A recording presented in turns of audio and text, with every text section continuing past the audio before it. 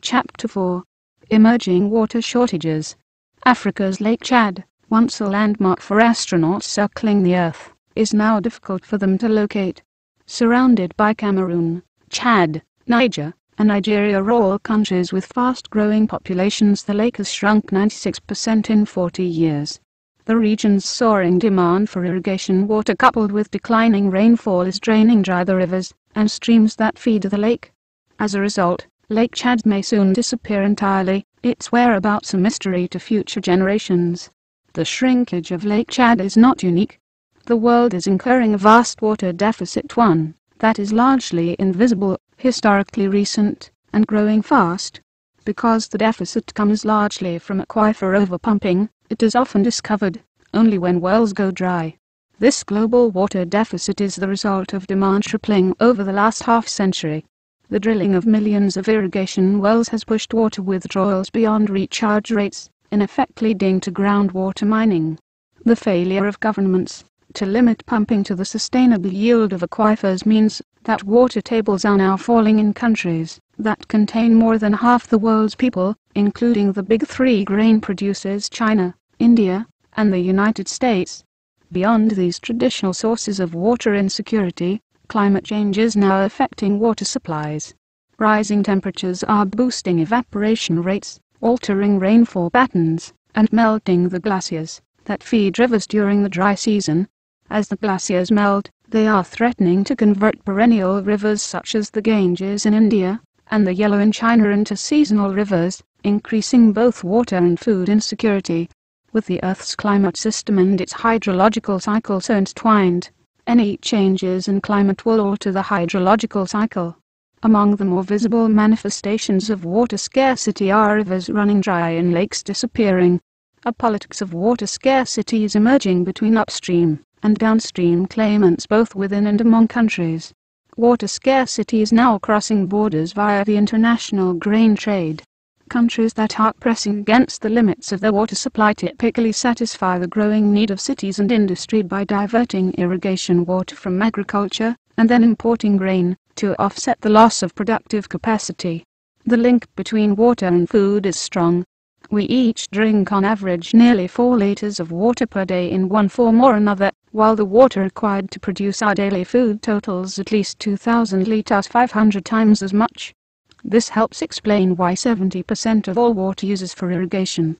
Another 20% is used by industry, and 10% goes for residential purposes. With the demand for water growing in all three categories, competition among sectors is intensifying, with agriculture almost always losing.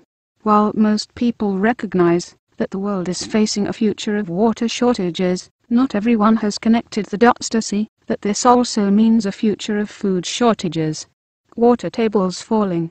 Scores of countries are overpumping aquifers as they struggle to satisfy their growing water needs. Most aquifers are replenishable, but not all are. When most of the aquifers in India and the shallow aquifer under the North China Plain are depleted, the maximum rate of pumping will be automatically reduced to the rate of recharge. Fossil aquifers, however, are not replenishable. For these, the vast US Ogallala aquifer, the deep aquifer under the North China Plain, or the Saudi aquifer, for example, depletion brings pumping to an end. Farmers who lose their irrigation water have the option of returning to lower yield dryland farming if rainfall permits. But in more arid regions, such as in the southwestern United States or the Middle East, the loss of irrigation water means the end of agriculture. Falling water tables are already adversely affecting harvests in some countries, including China, which rivals the United States as the world's largest grain producer. A groundwater survey released in Beijing in August 2001 revealed that the water table under the North China Plain, an area that produces over half of the country's wheat and a third of its corn, is falling fast. Overpumping has largely depleted the shallow aquifer, forcing well drillers to turn to the region's deep aquifer, which is not replenishable. The survey reported that under Hebei province in the heart of the North China Plain, the average level of the deep aquifer was dropping nearly 3 meters, 10 feet, per year. Around some cities in the province, it was falling twice as fast. He Qingqing, head of the groundwater monitoring team, notes that as the deep aquifer is depleted, The region is losing its last water reserve, its only safety cushion. His concerns are mirrored in a World Bank report. Anecdotal evidence suggests that deep wells drilled around Beijing now have to reach 1,000 meters, more than half a mile, to tap fresh water, adding dramatically to the cost of supply. In unusually strong language for a bank report, it foresees catastrophic consequences for future generations, unless water use and supply can quickly be brought back into balance. The U.S. Embassy in Beijing reports that wheat farmers in some areas are now pumping from a depth of 300 meters, or nearly 1,000 feet. Pumping water from this far down raises pumping costs so high that farmers are often forced to abandon irrigation. Falling water tables, the conversion of cropland to non-farm uses, and the loss of farm labor in provinces that are rapidly industrializing are combining to shrink China's grain harvest. The wheat crop, grown mostly in semi-arid northern China, is particularly vulnerable to water shortages. After peaking at 123 million tons in 1997, the harvest has fallen, coming in at 105 million tons in 2007, a drop of 15%. The World Bank study indicates that China is mining underground water in 3 adjacent river basins in the north, those of the Hai, which flows through Beijing and Tianjin, the Yellow, and the Huai, the next river south of the Yellow.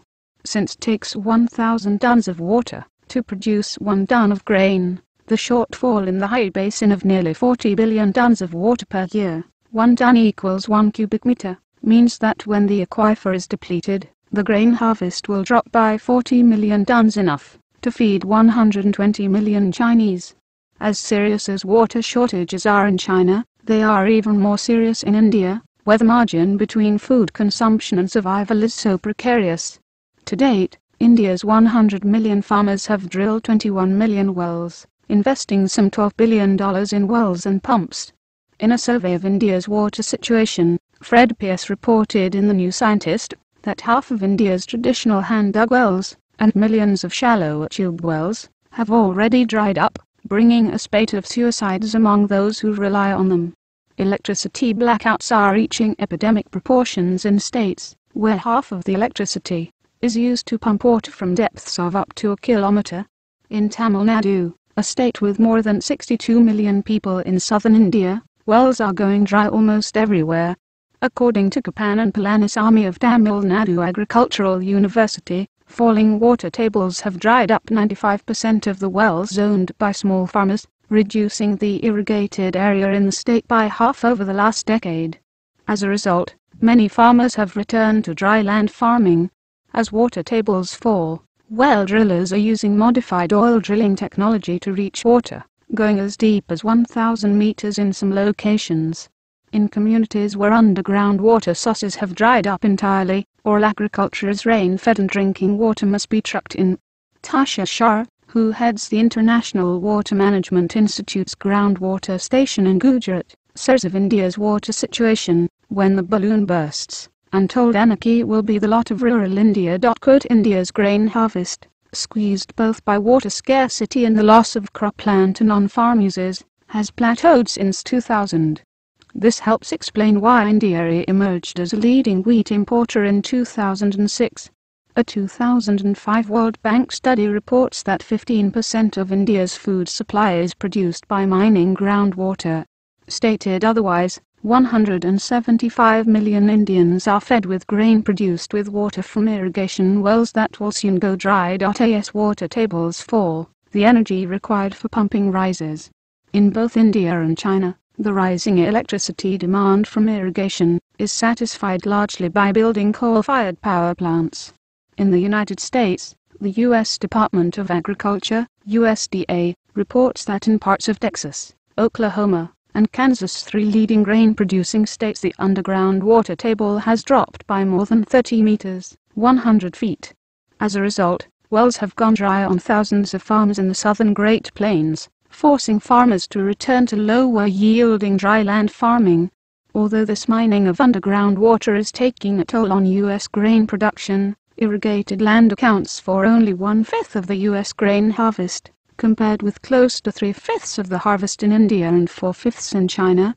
For the 7 states that draw on Colorado River water, Arizona, California, Colorado, Nevada, New Mexico, Utah, and Wyoming. The USDA survey shows an irrigated area decline in each from 1997 to 2002. In the two leading irrigation states, California and Colorado, the area dropped by 2% and 24% respectively. The 2007 survey will likely show further shrinkage in irrigated area. Pakistan, a country with 164 million people, that is growing by 3 million per year, is also mining its underground water. In the Pakistani part of the fertile Punjab plain, the drop in water tables appears to be similar to that in India. Observation wells near the twin cities of Islamabad and Rawalpindi show a fall in the water table between 1982 and 2000, that ranges from 1 to nearly 2 meters a year. In the province of Baluchistan, which borders Afghanistan, water tables around the capital, Quetta, are falling by 3.5 meters per year. Richard Garstang, a water expert with the World Wildlife Fund, and a participant in a study of Pakistan's water situation, said in 2001 that within 15 years Quetta will run out of water if the current consumption rate continues. The water shortage in Baluchistan is province-wide. Sardaraya Khan, former director of Pakistan's Arid Zone Research Institute in Quetta, reports that 6 basins have exhausted their groundwater supplies, leaving their irrigated lands barren.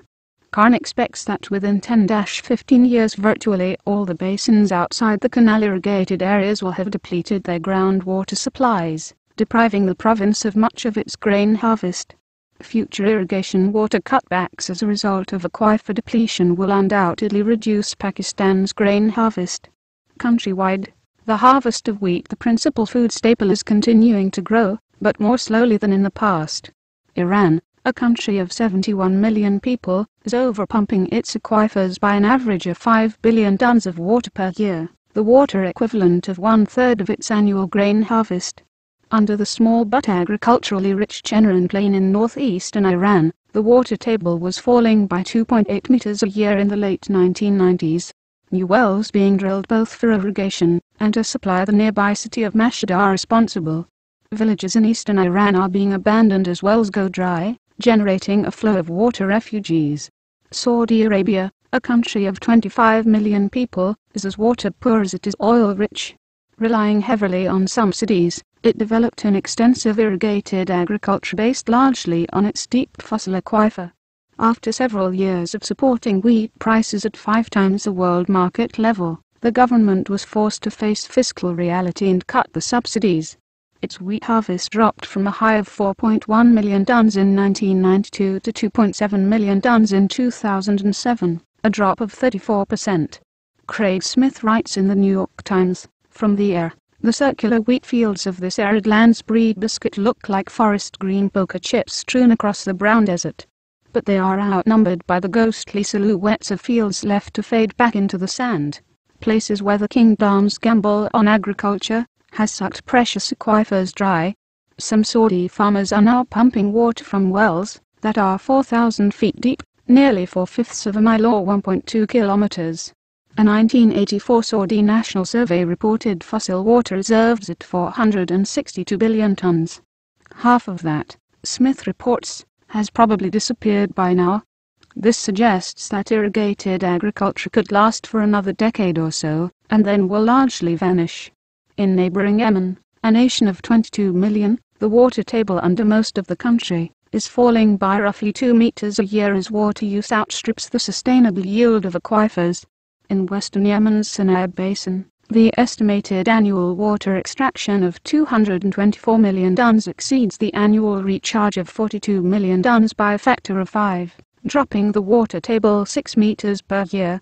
World Bank projections indicate the Sinai Basin, site of the national capital, Sana'a, and home to 2 million people, may be pumped dry by 2010. In the search for water, the Yemeni government has drilled test wells in the basin that are more than a mile deep, depths normally associated with the oil industry, but they have failed to find water. Yemen must soon decide whether to bring water to Sana'a, possibly by pipeline from coastal desalting plants, if it can afford it, or to relocate the capital. Either alternative will be costly and potentially traumatic. With its population growing at 3% a year, And with water tables falling everywhere, Yemen is fast becoming a hydrological basket case. With its grain production falling by 2/3 over the last 20 years, Yemen now imports 4/5 of its grain supply. Living on borrowed water and borrowed time, Yemen ranks 24th on foreign policy's list of failing states.